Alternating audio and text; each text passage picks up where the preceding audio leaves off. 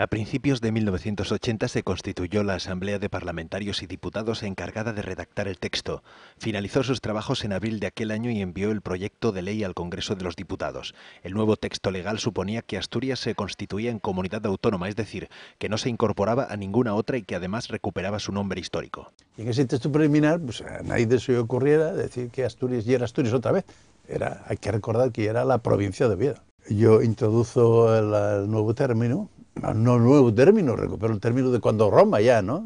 Pero la principal novedad histórica aparecía en el artículo 4. Por primera vez un texto legal reconocía la existencia del asturiano.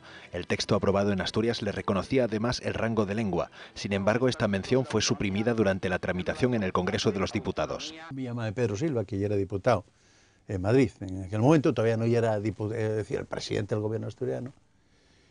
Y dime que hay... Bueno, un ultimátum, no de él, ¿no? Tengo 24 horas para contestar. O se retira el término lengua asturiana, como era esa literalmente como lengua específica de Asturias, ¿no? O no hay artículo 4. Hasta la aprobación de la ley de uso, el asturiano no llegaría a alcanzar el rango legal de lengua, pero el texto estatutario reconocía su existencia y unidad por encima de las variantes.